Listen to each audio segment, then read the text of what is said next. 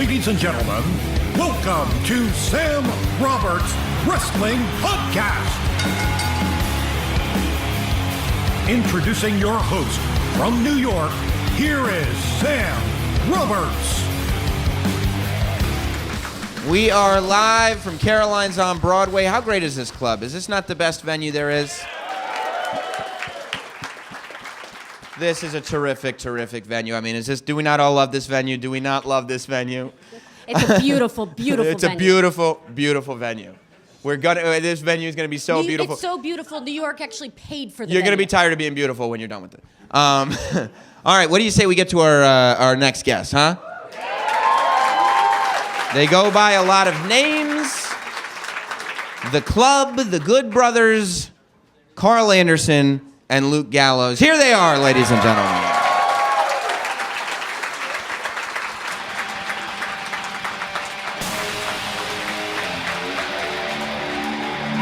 Oh, there they are. Listen to that ovation. Dropping the two sweets as they come in. There they are. The Good Doctors. There they are. Two sweets. Whoa, whoa. Who? What? What? I don't know what that means. Yeah. What? Are you guys saying the? They're saying Bull Club. Yeah. Oh, okay. Because we got a couple of bulls with us up on stage, right? Yeah. Yeah. Well, welcome, Karl Anderson and Luke Gallows. Thank you, brother. Thanks for having us, good brother. Yeah, man. Well, look, Karl Anderson, I talked to you probably a year and a half ago for the first time, and we were talking. That's when the club under a different name was running wild across New Japan. You remember that? You remember that? Very well. Oh, you Rough remember shot. that? Yeah, Running very roughshod. Very well. But you told me that was after Finn Balor had left, and I was asking you, Yeah. do you worry, blah blah blah, and you said, I don't even think that this club has hit its stride. I think this goes on for years. Did you have any idea that this is the direction the club would take? The cool thing is that old club is still going on. Right. You know? No, right. What club was that?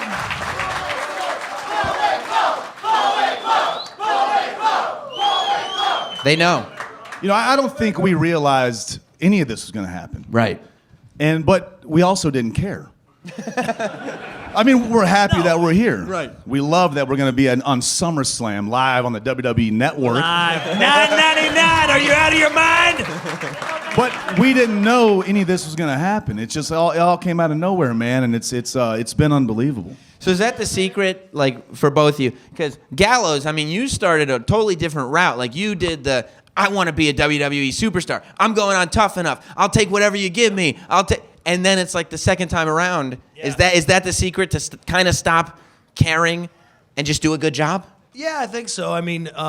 I was 20 years old when I went to that Tough Enough. I've been wrestling since I was 18. So WWE for me ended the first time when I was 26 years old. And I was like, I didn't take it as like a boo-boo face and I was upset about it. It was like a brand new set of challenges.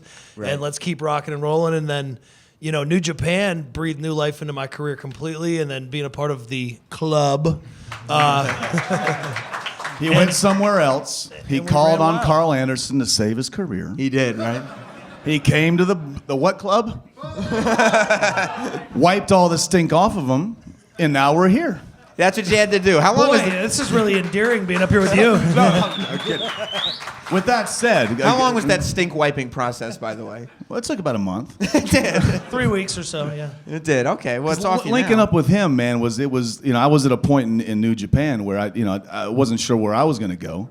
And He really hit a plateau, so he needed somebody to come in and freshen him up. That's what happened. And so we helped each other, and then we helped each other in a lot of ways, and we also were bad for each other in a lot of ways because we're brothers. Relax, Right, good brothers. relax. We're the good brothers. Right, yeah. right. What planted the seed for you to come over? Was it a friend in the business, or what really made you decide, this is something I have to give some attention to? To come to the WWE? Yes. The fact that we saw a 203 number call our cell phone.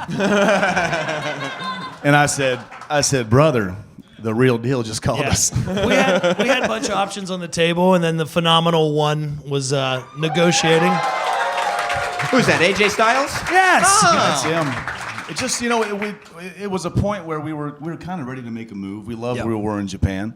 We got a couple offers from somewhere else, and then it just was time, man. The timing. It all worked out. From the rumors to the actual happening, it felt like it happened so fast. Yeah. I woke up to about 1,000 messages when those rumors happened, and it was nuts, man. Like I said, it's just timing. The timing worked out perfectly to leave New Japan at the time we did, and to be able to come here in the WWE and do what we're doing is it's been unreal. Yeah, it's been unreal. You're man. also like what's really amazing is you guys get to do what you were doing. You get to be yourselves, which especially like you, Karl Anderson, that's your first time in WWE, and I'm sure you heard stories about like, oh, you're not going to be able to do anything. Yeah. And Gallows, you lived it. Like you lived play like if we remember.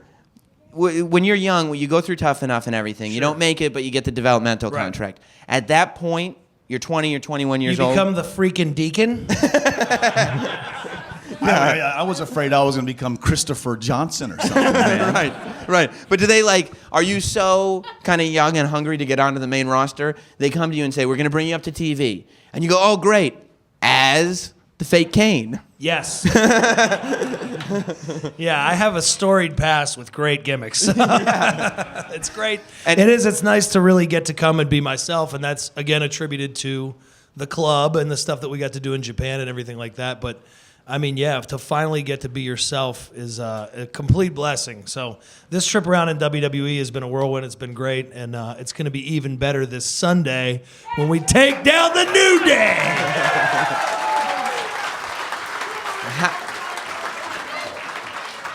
I think we're indie guys that started. We started in the wrestling business. I think the proper way. Both of us. We I started training at 22 years old, and I debuted in front of 35 people for Roger Ruffin's Bone Crushers and Northern Wrestling Federation, baby. And I didn't get paid anything. Nothing. I used to drive an hour and a half and get paid nothing. I drove 16 hours to South Dakota and got paid $50 to wrestle in front of 8 people. But guess what? If you had a payday first time out, you wouldn't be a good brother. Exactly. You know what I mean? It's I think we worked our way up, man. Went to New Japan for 8 years, and then we linked up. We did our thing in New Japan. We did our thing, here in America on the indie circuit. And we were just it just all worked out so perfectly, man. Yeah. Like you saying, not caring, not care. Hell yeah. Got some podcast fans in the house. Yeah. Little talking shop fans in the house. I guess my point was not caring helped us get where we are now. Right. Now, when you find out that you've got the New Day, and they're like, okay, first you're going to be sort of badasses that, injure them, but then we're going to have you take on comedy. Like, you're going to have to out-comedy New Day, which is what they've been doing for whatever it is, 2 years now. Yeah, I mean, it's just been nuts. It's been a sack full of jokes. I have to tell you, I looked at the TV and I was like, this is going to be stupid. And when you dropped we don't want it to be tainted, I was like, no, I'm in. I'm in. When Gallows said the results have been nuts, we all lost it. I didn't realize it was going to be just this last one the last skit we just did, what was the last thing you said? It's going to be It was a real ball buster. Man, I kept losing it. I was losing. I was like, we had to redo it. Right. So is there any sort of I don't know if we want to do jokes when New Day has perfected that, or are you going, no, we can do jokes. We're funny guys. I mean, that's been our thing, though, is it's part of being ourselves. Is we have a big sense of humor, and we had our own podcast and stuff like that, and that's what I think we endeared to people that way, because we weren't just these big mean dudes with beards and tattoos beating people up. We make ourselves laugh all the time. Yeah, we pop each other constantly. So if you can do that and then let everybody else in on it too, I think you're on the right path for sure. At what point? Because I think most people are very well aware of that. And when you go and you look up, especially the Gallows stuff, but both of you, your humor is all based on wrestling from the last 20 to 25 years. It's all just based on being wrestling geeks. It's all I know, good brother. We're the funniest guys we know to us. We go back and forth in the car, and I'm popping him, he's popping me, and we're just laughing, we're crying. Right. And AJ's covering his ears with his headphones in because he's heard all these jokes 150 times. So. And AJ, and then every now and then you'll hear AJ go. And just a little little begrudging popski. pop. Yeah, just a little popski. Then we know we got him. Then we keep right. on going. He pops a little more. Then he goes, "You guys are stupid again." Then stops. But at what point do you realize that that's funny? Because like when you're young, like when I was younger, not anymore now, because I feel like your generation is kind of taken over. But it's supposed to be like, no. You're not supposed to be a mark in the locker room. You know, you're not supposed to talk about the fact that you're a wrestling fan and you know all this stuff and you think it's all funny and reciting old promos just to get a kick out of each other. Not caring, I think. I mean, man. I think you turn into a grizzled young vet after a while. Like, you know, but seriously though, like we've been around 14 years now, so Yeah. it's kind of okay for us. At first, you're kind of like walking on eggshells and doing all that, but it's kind of our house now. We feel like, I guess, so we just put it out there. Some people like it, some people don't. We're very respectful to the guys that paved the Absolutely. way. You know what I mean? But I also Well, think it's almost that in tribute, right? All of Yeah, it is it's All like, of it's a tribute. Yeah. because man. without It's them, all we in would have no tribute. material. It's great, you know. like this our last podcast, AJ did a Nature Boy impression. And me and Ric Flair saw each other recently at backstage. We gave each other a big hug. So there's no heat, guys. You might saw that, by the way. I woke up to messages saying you have heat with the Nature Boy, and I said, "What?" So we talked, saw him at backstage, and gave him a big hug. He loved AJ's impression too, by the way. If anybody knows that. But he thought it was you first, he right? thought it was me. So you I were don't like, know if he thought it was Put the me heat because on he the said new he guy. didn't. yeah, but you go, look, I don't Rick, know Carl as well. Let's get some heat on him. Rick, I want to make sure there's no heat on us. That was AJ that did that. AJ who did it. Trust me, I told him immediately. Speaking of your old podcast, some of you know it, Talking Shop. I mean, you talk about, Are we allowed to talk about talking How does Talking Shop get a pop? I don't know. You talk about not caring. 11 people used Hashtag to... worst podcast ever. But when you get signed, do you have to go back through all the old stuff and be like, we need to delete some of these Yes. shows? Yes. Yes. Yes. The only answer to that is yes. Yes. Yeah, and just are you? Clean a lot of things up. You did. But I feel like there's enough. I was thinking about this last night as I was going through YouTube clips and stuff, and I think that there is a reality where maybe if this team progresses in a certain way, there's a sit-down interview, and Luke Gallows has to explain who Sex Ferguson is. And at this point, we have a very dude love type moment where it becomes a reality. It could happen. I don't know if it goes that far, You don't man. think so? I hate the fact that Sex Ferguson got a pop, too. Well, he's lived through it.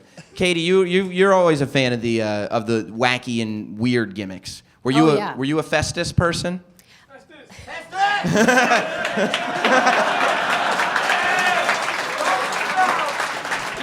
The best part about Festus is that, like, we heard through from the talent relations, the head of talent relations, that Vince doesn't even remember that he was Festus. He doesn't. I don't even know if we're allowed to say the word, but my wife didn't even know that I was Festus when I married her. That's for real, yeah. So, like, we go up to the gorilla position, and they go, and the guy will say, like Mark Carano will say, "I'm gonna go tell Vince that you remind him that you were Festus." He goes, "No, stop." No. Don't tell him that. I'm like, "Man, don't tell Vince. I need this run right here." Yeah. Like, imagine Vince. Can you imagine him? You were Festus? Lose now. It's amazing. You shave the head, you grow the beard out a little bit. You're a new man. Yeah, well, you know, I mean, it's Like a decent looking a brother. hell of a makeover. yeah. All these runs you've had on this journey, though, for so long, and talking about, $50 you make wrestling one night or getting paid in hot dogs, and now here, all the indie guys are now together at WWE. It's so crazy for a wrestling fan to see that. Do you guys have that moment where you go, this is nuts? Yeah, like I remember before Finn Balor debuted on Raw the other night, man. That was like emotional for me. It's one of my best friends. Like, and then Kevin Owens is there, Sami Zayn is there. Yeah, they're all good brothers, and it's just it's cool to be. And then AJ is one of our best friends, and we're all on this main roster right now. It's nuts. I think it's a credit. I'm getting a little testy. No, it's Relax. Don't let this setback peter out our passion to find a cure. I think it's a credit to all of them and how hard all of them have worked. And, you guys have seen those guys come up through the ranks. And for everybody to be here at this time, I was saying this in another interview right before we started, but I think it's not only a great time for the the wrestlers or the performers, but it's a great time for the fans too. So it's kind of like we're all on this little ride together. Because you guys watched us all come up through it, and now we're all up there together, and it's very cool. Yeah, it's cool, man. Yeah. Hell yeah, man.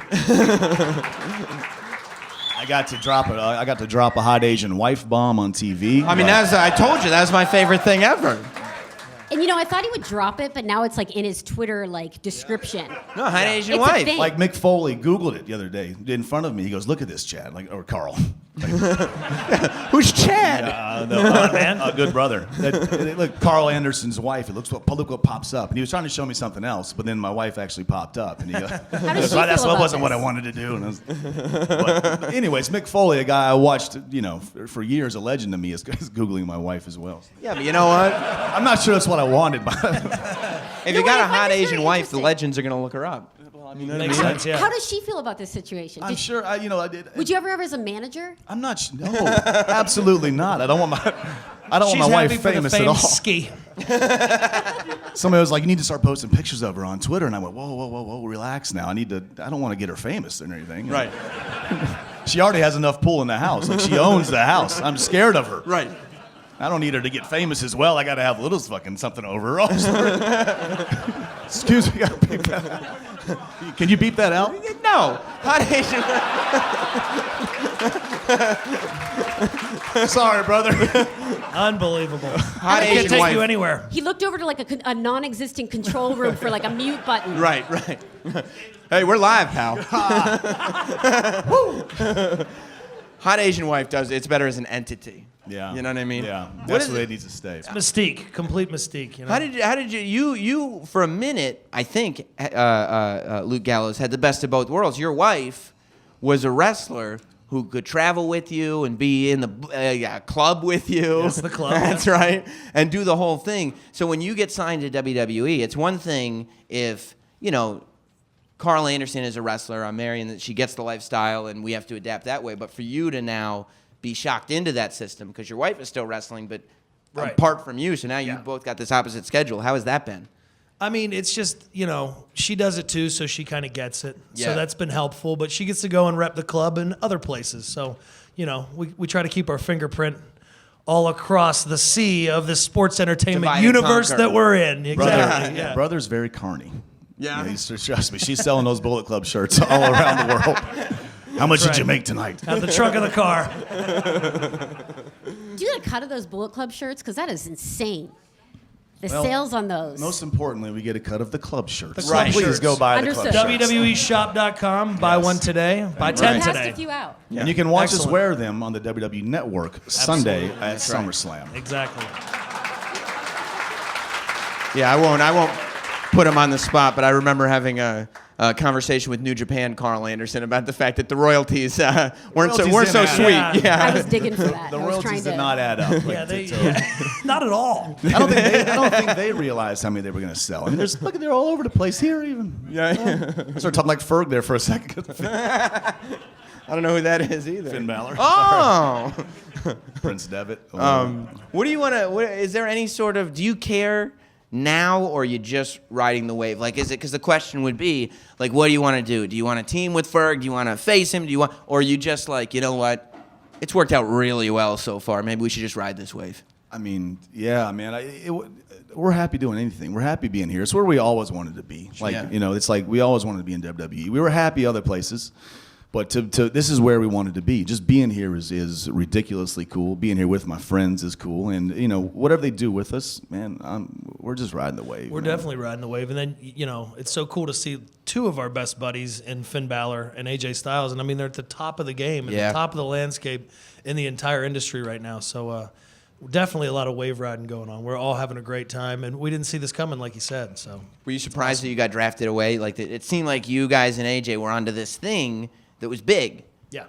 And when Yeah. you guys got separated, is that a surprise to everybody? It Yeah. was a legitimate surprise to us, but again, it's like, okay, new challenge, conquer it. So, and we go needed to for it. prove that we could stand on our own, and I think we're doing that. So Yeah. that's There's very a good, important as well. Yeah, there's a .com video somewhere where it actually shows the actual reaction. I of- saw it, and I felt bad because it seemed like AJ was like, "Oh no," and you goes, guys were like, "Yeah, Well, brother." He thought we were ribbing him.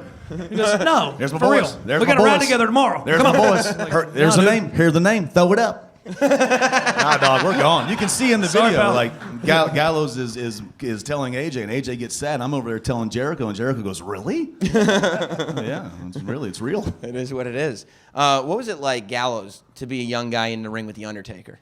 It was unbelievable. Yeah. I just turned 24 years old when I did that match, and being a big guy in wrestling, you look up to the Phenom. Yeah. And I went to TV one day, and they're like, "Oh yeah, you're wrestling the Undertaker," and I went, "Wait, hold on, who? Me? Why? For what? Oh, Why are you doing that? oh Lord, okay, cool." But it was nerve wracking, but it was a lot of fun, and it's still one of my favorite memories, especially for that point in my career or whatever. Was absolutely the pinnacle of it, and it's a pretty good match. Yeah. Can you tell that story about when Fink called you and told you were working Kane? Nope. Please. That was great. Yeah, I was in developmental, and I was 21, and they wanted to look at my character or whatever, so I get the 203 call, and I'm in the grocery store, and it's the Fink, but like, I think that it's a joke, because he goes, "Hello, this is Howard Finkel." Excuse me? This is Howard Finkel. Oh, man, really? Yes. You were booked on this weekend's live event series, and you'll be taking on Kane. But you're still going like, he's got his ring announcer voice on the phone. Like, this guy's more awesome than I could ever imagine. So then he's like, he's doing the travel at this point. He's not ring announcing stuff anymore. So he's like, your hotel will be the Marriott, and you will pick up your rental car from Budget. So like I'm going, okay, great. So then I'm like, okay, it's not a joke. This is great. Thank you so much, sir. I really appreciate it. I'm going to do my best. And then right before we hang up, he goes, "Oh, and one more thing. Watch out for that choke slam." Then click, right? Hung up, yeah. So I immediately called my trainer. I go, "Is this real?" And he goes, "Yeah, it's real. You don't want to go?" I go, "Yeah, I want to go. I don't know, man. Relax." It didn't sound amazing. real, though. And it is. I love the voice too, because he did you guys that listen to the podcast know he did the voice work for the podcast. Yeah, we flew him to Japan to do the intros. But he when he was doing the voice work for my podcast, he said that, and I'm not going to even attempt the impression, but he told me, "I'm going to give you two versions, and one is like Howard Finkel, which is kind of like what you just did, and then he said he really finked it up in the other version." He really and that was like himself. Yeah, that was like WrestleMania 8 Hoosier Dome, like Howard Finkel. Where did we see him at? He asked you. He told you. I hear you have at the at Garden. Yeah, somewhere. And what did he say to you? He said, "You have a decent impression." That's not true. He said, "I hear you have a great impression. I'm looking forward to hearing it." Like, Yeah, maybe he said that. Either way, he said it like the Fink says it. That's right. That's how he said it. So, Gallows has been everywhere already when he meets you. He's been in WWE, he's been in TNA, he's in New Japan now. You have not been in WWE. Yeah. So, the way a lot of people, you ask WWE guys, like, oh, like if you ask Cena, like, who do you want to work with, like, that's outside of WWE? You've already been with everybody in Japan, and you've wrestled Nakamura, and you've wrestled Balor, and you've done all this. So did you have in your mind, like, I want to get in the ring with some of these WWE guys? yeah, I always wanted to get in the ring with John Cena, and I didn't realize I'd be beating him up live on Monday Night Raw. Yeah. I mean, for real. Like, Hashtag beat up John Cena. I mean, who doesn't want to work with John Cena? It's like that's the top of the top, you know. Right. So I never thought I'd get a chance to work any of these guys. Randy Orton would be. I'd love to get in with Randy. I think he's unbelievable. I could just name them all over. Even get in the ring with New Day this weekend. Like these guys are guys that we were watching. In Japan, we were keeping an eye on what was going on. It's just. And you didn't get that Taker match, crazy, though. man. No, you didn't get that Taker match. That's true. You sure didn't.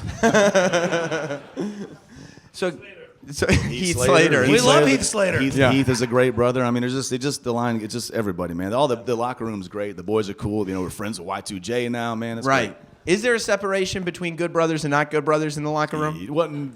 Is there a good brother clique? I will say this. Right now, I think there's more good brothers assembled than I can ever remember in any locker room I've ever been in, and that's a testament to the boys and the girls in the back and stuff. Yeah. There's a lot of really good people back there. But yeah, there have been times in the past when there were some unbrotherly brothers for sure. I don't like that. I don't either. Yeah, the don't locker like room that. is full of good brothers, man. But you know, if you go other places, there's not always so full of good brothers. Like so. But yeah, a lot of good brothers here. Do you think the good brother trend could bring back something like Wrestler Court? Could bring back that sort of... It would be really hard for me to take it serious, but I could see it happening. I think it's, I think what works right now, at least what we've seen, is the guys leave each other alone, man. Like we do our thing, they do their thing. We're respectful to each other, and it's been, I don't see the need for any of that kind of It's a stuff. very you know what I supportive mean? group of guys and girls, you know what I mean? Everybody wants to see each other do well, so the business does well, so the fans are happy, and that's just a great positive environment to work in. How long does it take for you to realize that that's what it is? Because I'm assuming some of the places that you've been, you're like, okay, everybody seems like they really want me to succeed. Like, what's the deal Well, here? like there was a what- lot of trepidation because we didn't know it would be like that. Right. You know, so we kind of walked in, we're like, hey, we got to watch out for each other. The three of us are going to watch each other's backs, and, we're not going to let anything go down. And then we got there, and, the first few weeks, a month, we went, these guys are great. This is awesome. Yeah, we figured it out pretty quick, man. The locker room's great. The boys are great. It's been really, really cool. Yeah, yeah. Is there, so you don't have necessarily goals then, now that you're there? I guess I want to break away from him and be the world heavyweight champion. Well, there's no way you can beat me, so I don't think that's going to happen. I wrestled The Undertaker, for God's sakes. You win. Of course, we want to be on the very top of everything. We're riding the wave, but we want to be the best, just like everybody. Absolutely. We want to what we love. This is all we've ever wanted to do since I was 4 or 5 years old. Right. This is our dream job, man. So we want to be on top. Of course. Is there an art to faction life? Because just as we're sitting here talking, I'm like, okay, Gallows goes from... I'm a faction man. You are. You go from straight edge society, which I think everybody loved. Yeah. And that's one of those things that... And that's one of those things that's looked back on even now when you watch it, like, oh, what could have happened here? You know what I mean? Like, yeah. Aces and Eights, which at the time was arguably the only good thing on that TV show. No comment. Then you go to Bullet Club. Then you come back here and do the club. Is there an art to being the right member and figuring out how to make this whole faction work? You just got to be the best good brother that you can be. It's all about the good brotherness. That's right. I think just the timing, right? Yeah, it's timing and a lot of luck and I think a little bit of skill. And and then, as you go along, you evolve and become hopefully a better performer and, more of an asset to these cliques or factions or whatever it may be. So, yeah, I've been really lucky with all that. How important is that genuine chemistry? I think it's very important, and I think, like, him and I was just coming to New Japan to do one tour, and we had one match in Cork and Hall, and we were like, all right, like, this is a thing. And then went out for dinner and had a good time, and, like, we've pretty much been inseparable ever since. So, like, the chemistry with us was automatic, and it was real, and I think you can tell when you see people perform like that, like if it's a real connection. And obviously we're having fun, so hopefully that makes the audience have fun as well. Sometimes we talk like Stone Cold to each other. Like this. But I go home to my hot Asian wife, and and she walks by the bathroom and she goes, "Really?" And I go, "What?" I go, "What?" She opens the door and she goes, "I can hear you talking like Stone Cold." But I'm in the bathroom just looking in the mirror, cutting myself a little promo. We got to a point in Japan where, like, if we were doing a small, like, untelevised show where it was hard to have a serious match because anytime either one of us would tag in like an 8-man tag or something, we were just doing Stone Cold offense and Stone Cold voice to make the other one laugh. Look at me stomping a mud hole in it right now. We had a big match on a pay-per-view over there, and Makabe got in the ring, and I went, "Get up out of here, out of my face." and he looks at me and goes, "Really? Really?" Right, So you right can't do now? that, man, no.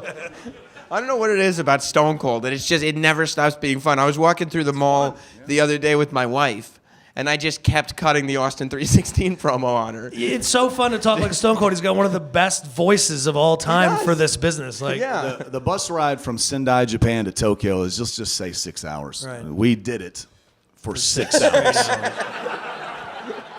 AJ goes that back and forth for 6 freaking hours. I can't take it anymore. neither one of you two jerks is Steve Austin, okay? I'm sorry, AJ. I can't stop doing it. Keep talking to me like Adam will dump you on your chin. I can't stop doing it now. Yeah, it's real hard. There's also something special It's real hard. It's nuts. There's also something special about when you can do an impression like that, but then incorporate yourself. Like, I don't think I ever heard Stone Cold cut a promo about how much he liked Bud Light Lime, but all of a sudden, Stone Cold Steve Austin likes those B-double-Ls. Give me a B-double-L up in this. And then we got to SOB. meet Steve, man, and he was awesome. Did he know the impression? I don't think he knew the impression. I don't know if he though. knows the impression I don't or think not. Stone Cold cares even. Yeah. You know, No. but big hug, talked to him for like 15 minutes, and I'm just looking at him like listening to his voice, going, "This rules, man." Son, how you doing? You're in Japan for 8 years, right? I go, yes, sir. You're giving me more material, man. Just like hearing him talk. Just doing it with the... What's amazing about him, too, I mean, you talk about good brothers, the fact that, like, you know, he's, to me, I think, the best wrestler of all time. Like, he's the biggest, whatever. The He's icon of everything. of wrestling, and he still likes wrestling He somehow. still likes it. He's talking to us about stuff we did in Japan, and we're like, you watched that? I literally, the first time I met him, I walked by in the hallway, and he sticks his head out and goes, "Was you going to walk by me?" And I went, "No, sir." He goes, "I didn't think so now." And I'm just like, can we pull aside and talk? Yeah. I was like, but they said that to me because he wanted to talk to me about wrestling, man. It's just amazing. Yeah, it's amazing. Great, He's yeah. a man. What a How great brother. many more interactions do you think you have to have with him before you start talking like him to him? That might take us a little while. I don't know if we want to go ahead and fire up on old Stone Cold just yet. I saw him before he did the podcast with Ambrose. I go, Steve, because we're buddies now, you know. And I go, big hug, and he goes, "Doggone, son, how much cologne did you put on?" Some people put that stuff on when they walk into the room, and you just realize they put too much on. I was like, "What, is that me, Steve?" But then at that point, you start talking to Sasha Banks, he'd forgotten I was even there.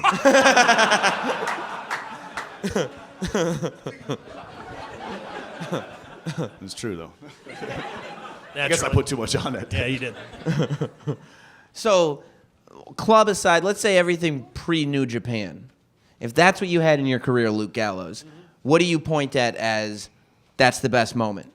Is it the straight edge stuff? Yeah, it's a tie between that and that Undertaker match, honestly, because the straight edge stuff was awesome, and I loved working with my buddy doing that too. But as like a singular moment, I think the Undertaker match was probably my favorite thing.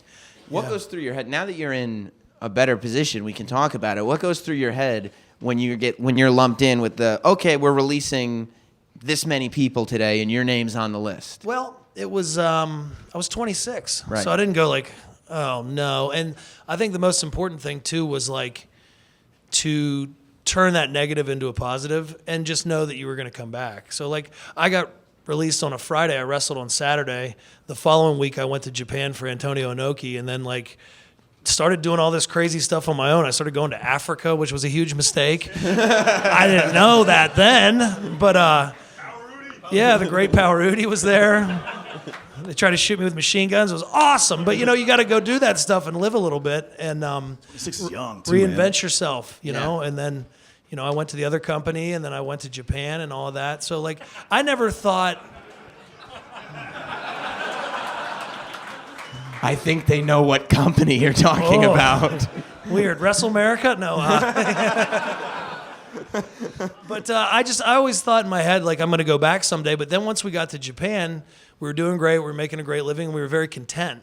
So when this came up, it was just like a feather in the cap of all of it, So Did you think Japan was going to work for you? yeah, and You did. we found our niche and stuff like that, and we were happy. It was an intense.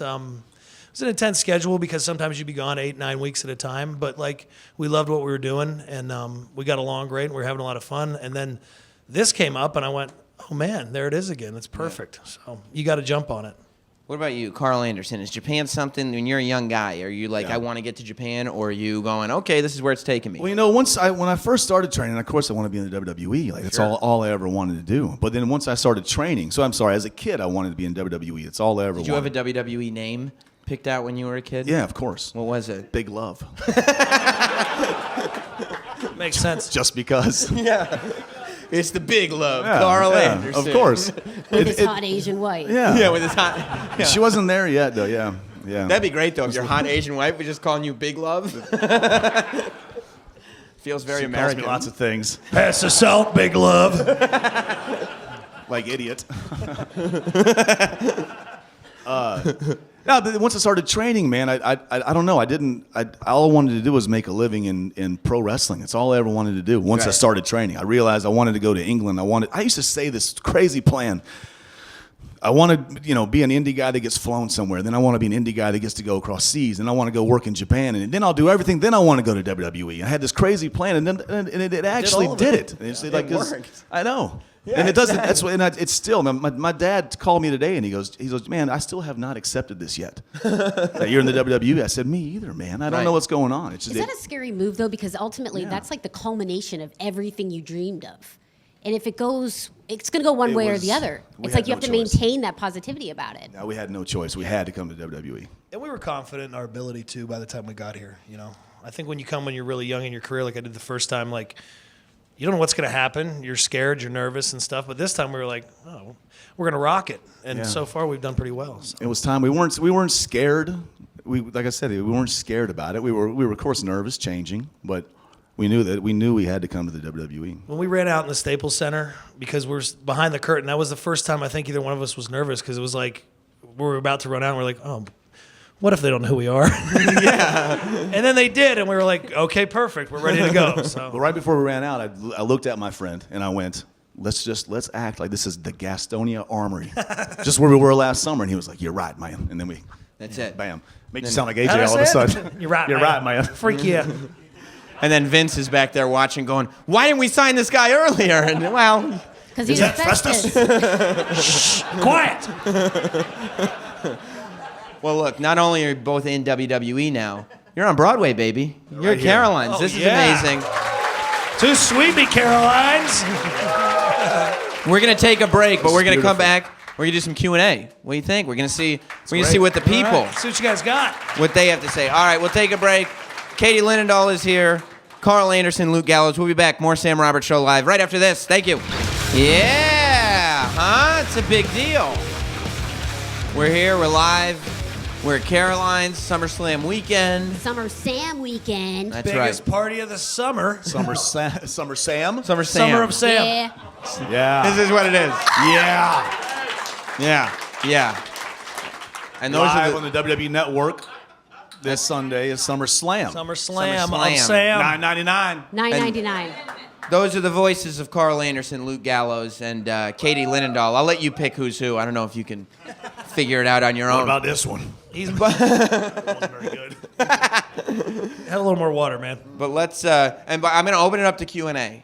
And I'm going to tell you, like, everybody's allowed to ask whatever questions they want, but no, like, hey, can you don't ask for impressions. Like, come try to on. be a little creative. Like, figure out a way you can ask where it would lead into it, but don't ask for impressions. But beyond that, it's all on the table. Who's got some Open questions? field, Hands baby. up.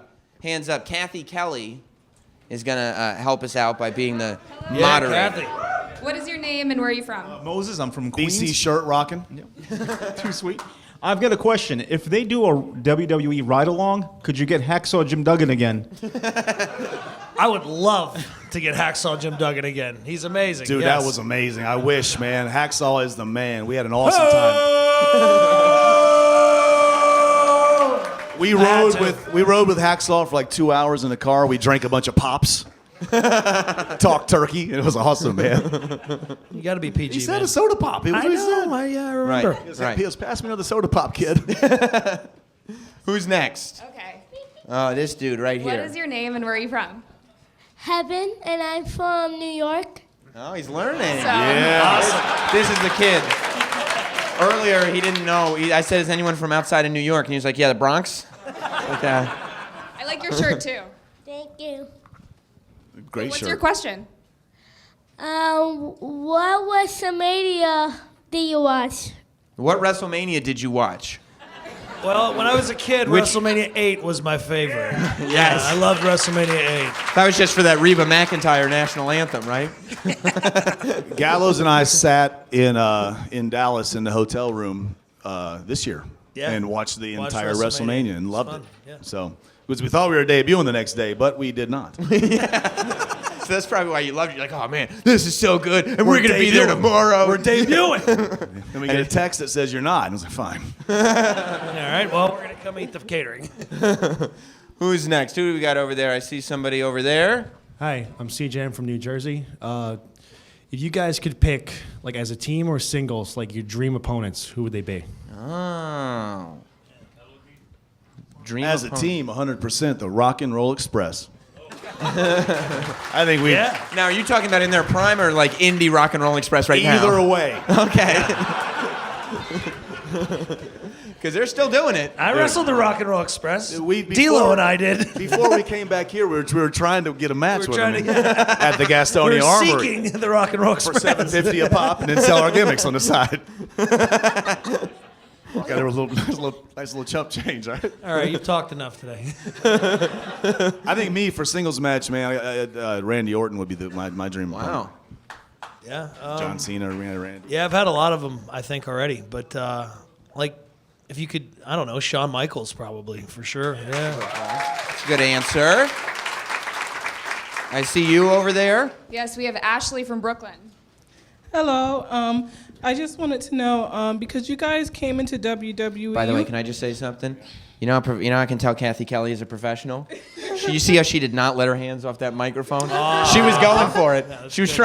Kathy was like, I'll be holding it then. Some kid tried to steal it over the break. I would never do that. I would never do that. You guys came into WWE. You were pretty established already. When you got the call, were you a little nervous that they would underutilize you when you came onto the main roster?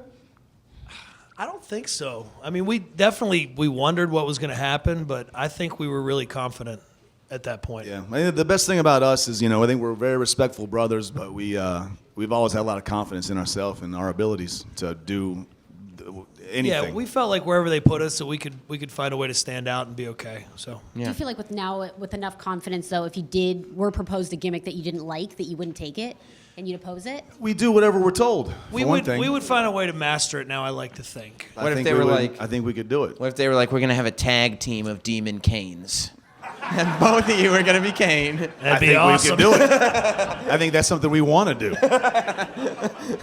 We're going to pitch that tomorrow. Against the Rock and Roll Express. Now. I think you both just want to work on your voice box impressions. I just want to wrestle the Rock and Roll Express. Bad. We have Nadir from New Jersey. Should I stand? I don't know. Ask your All right, cool. Yeah, keep it comfortable, Nadir. You're good. Relax, dog. You're good. You can stand up. Yeah, of course. My question is actually for Karl Anderson. I wanted to know, how do you feel about dropping the machine gun name? Because I loved it, man. Yeah. It's still there and alive, brother. It's still alive for the people that know. I think the Hell yeah. the WWE man is it's a PG product, and that I think it's important that Hot just Asian wife. leave it where it is, Leave it where it is. It's still there, but I think to leave it where it is. And you know what? You're getting away with some pretty good nuance without going so literal. The fact that, you're going on a PG show and being like, we're doctors who steal people's testicles. So, it's pretty good. Ring post It's a pretty good real. gimmick. I think I think maybe someday it'll pop up, We'll keep your eyes open for it, though. Awesome. We're back see here you. with Yancey from New Jersey, Bronx. I know Bronx, New Jersey. Yeah, Nancy New from the Jersey. Bronx. Bronx is in New York. Hello. This is for both of y'all. If you could make Me and Carl? Yeah, you and Carl, Sam. If you Gallows and Anderson, if you could make any stable. You gotta specify. Yeah, Jesus Sorry, Christ. man. I got that. I was kidding, Sam, but stay out of If you two could make any stable name, even if it doesn't have to involve either of you, what stable name would you pick and who would it be? Good brothers. Us. The Rock and Roll Express 2.0. I'm Punky Daddy. You, me, Ricky, and Robert. Well, I was going to ask if you could add anybody to your Good Brothers faction, who would it be? Ricky but and seems- Robert Express. Ricky and Robert seems like an obvious one. Yeah, Kathy, 100%. who do we have over there? Hi, I'm Kayla. I live in Queens. In your experience, here in WWE, honestly, our fan base can be a little rowdy and disrespectful sometimes. How does that compare to the fan base in New Japan? I haven't seen the WWE be disrespectful at all. I mean, if the fans come and they cheer or they boo or they chant whatever they want, I think as long as they're having fun, I don't care. That's the fun part about being part of the WWE universe is you get to express yourself however you want. We haven't, like you said, we haven't had anybody be blatantly rude to us. It's actually a little more fun when they're louder, So. But the Japanese audience is just different. It's a different culture, different people, and I mean, it's just they're very respectful. But it's just a different kind of fan base. I don't know if that answered your question at all. Right. Rock and Roll Express. Do you miss the Japanese fan base that would would go like the sponsor dinners and stuff that would take you out? Oh, we miss that. Yeah, you do. Yeah, we do. Well, Gallows, being the Carney brother he is, Right. has found us some sponsors in America. Is that right? And it's been awesome.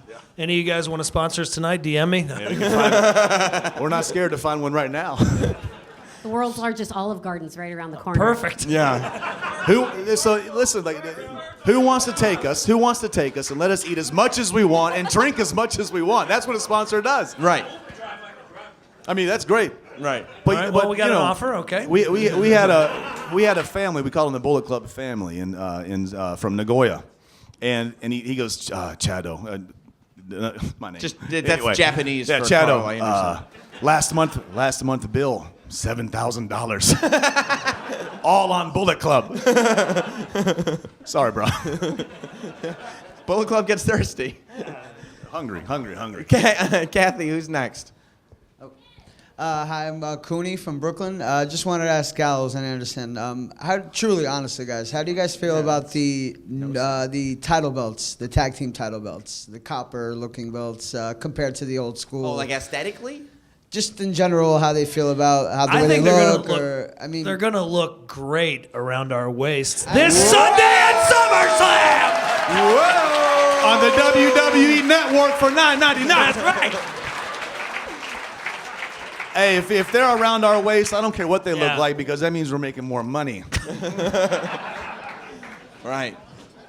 It's true. Right. Making more money, saving money on dinners. Saving money on sponsored dinners. Hi guys, I'm Erica from New Jersey. What's up? I was wondering, the women's division has been getting a lot of attention lately. If you can pick one woman to be part of the club, who would it be? Wow. That's tough. Ricky Amber Gallows. Morton. There's two answers. All right, I'm thinking that for now we'll just hear what Gallows and Anderson's answers are. There's two answers we have to say. Our wives. Our wives. His wife and my wife. But I think Becky Lynch is a huge club supporter, so she'd be a good addition here in the WWE. Yeah, I met Becky 10 years ago at the Los Angeles Dojo training in Santa Monica, and we were both broke. We were all broke, man. Damn. And I think she's a good sister, so she'd be great. Yeah. There it is. Who's next up there, Kathy, Kelly? Here with George from Brooklyn. Hi guys, if you guys could be a part of any fraction from any era, what would it be? Bullet Club. I wouldn't mind being in the Four Horsemen because they got to wrestle the Rock and Roll Express a lot. Any of the good ones, the NWO, DX. I mean, I'm a faction man, so put me in any of them. NWO me, please. NWO me. Have you talked to any of the NWO guys about? Yep. They love it. They love it, right? Nash, Hall, they Yeah. all gave us Hall. too sweet on the too sweet. They love They're it. down, yeah.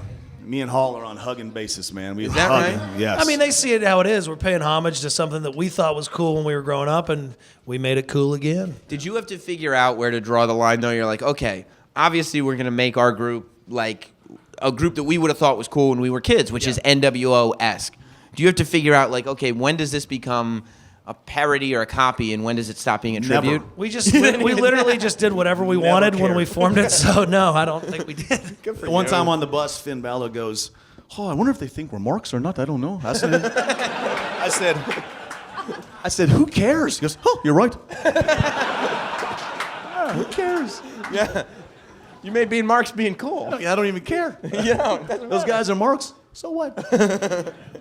I am. I don't know, because all these guys are wearing these Marks T-shirts, right? I'm a mark as well, guys. It's okay. Kathy, who's we got? We got this guy right up front. I'm Michael from New York, And my question is, there's a rumor, I don't know if it's true, it's the first part of the question, that there's a room in WWE headquarters where when you get hired, you can pick any piece of memorabilia that's like ever existed.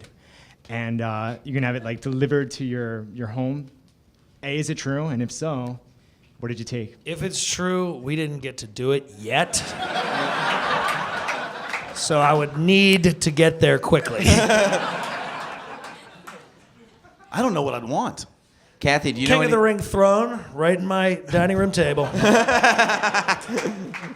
The World Heavyweight Championship. I mean, I That's like right. that big gold belt, man, that Ric Flair used to always have. The real World The Championship. Real World Championship. Kathy, do you know anything about this secret merch room? You're an employee over there. Is that real? A room?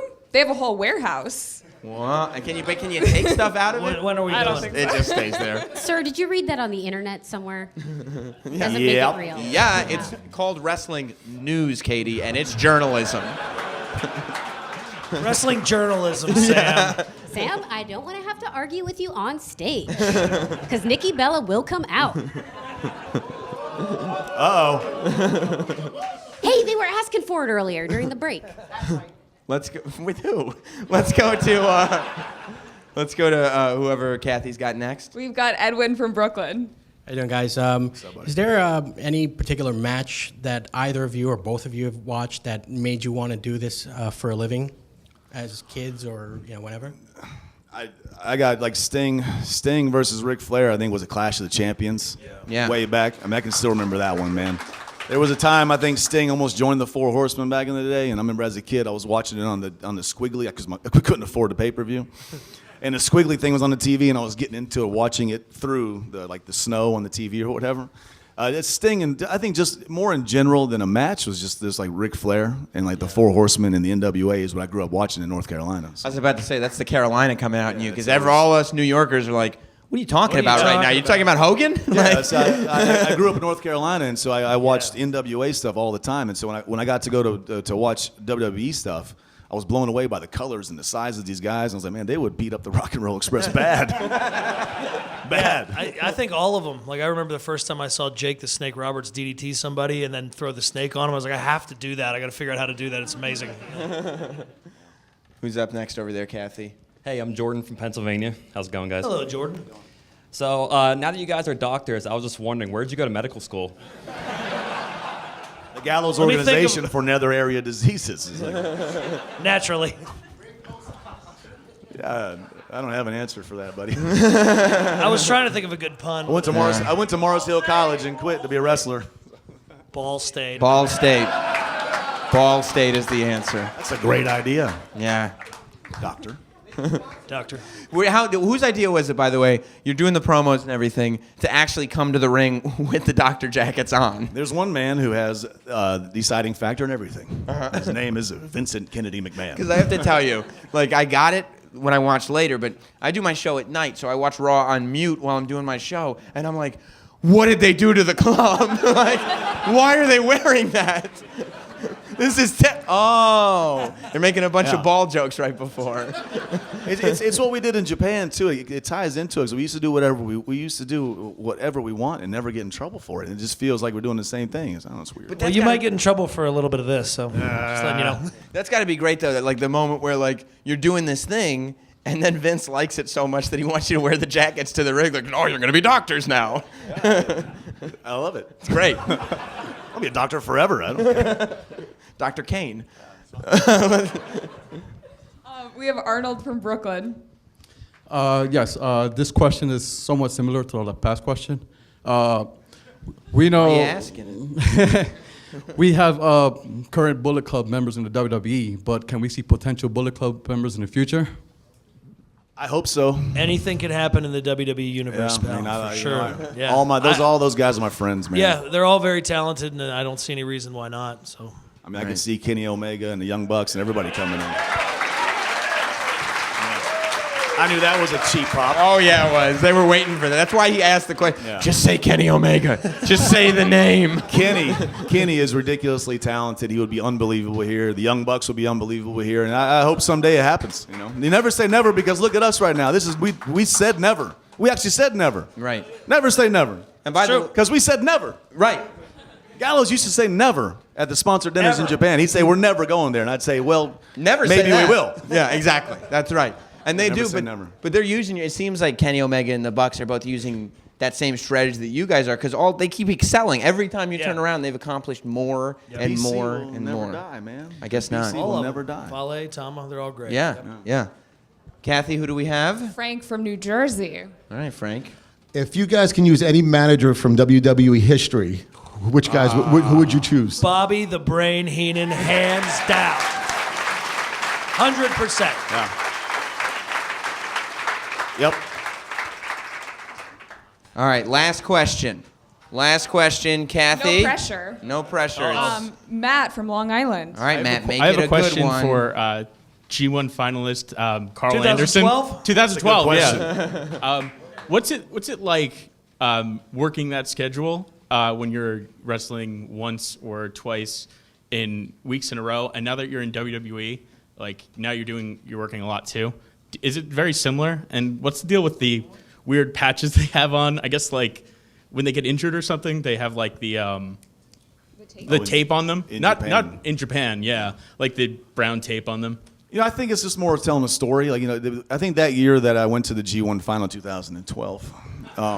Congrats on that. Yeah, thank you. I was the only second guys in until Kenny went and won the thing. But I think it's telling a story. Like if I beat up Nagata, you know, in the first match on his arm, he's going to sell it the rest of the tour. You know, it's just kind of it's storytelling. You know, that schedule was tough, but every schedule we do is tough. It's you know, it's being an entertainer and being a pro wrestler is never easy, and it's hard. It hurts. You know, Yeah, but we're living our dream. So the schedule, you know, we welcome going to new places. We just got back from Australia. We're going to China for the first time. So I think all that stuff is part of that living the dream thing. You want to go and experience new places, entertain new fans, and we're getting to do what we love, so we can't complain. It's all we ever wanted to do. So this is our dream job, being here in the WWE.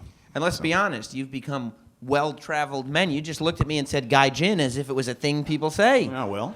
It's just in your vocabulary now. It is. Well, all right, let's give a round of applause to Karl Anderson and Luke Gallows. Thank you. Hey, it's Sam Roberts. I hope you enjoyed that wrestling interview from Sam Roberts Wrestling Podcast. You can go to notsam.com to subscribe to that podcast. But I upload videos like that on this YouTube channel all the time. So if you don't already subscribe, subscribe now. It's on the side of the page. I made it real easy. Click the button. Subscribe to the page. Subscribe to the page.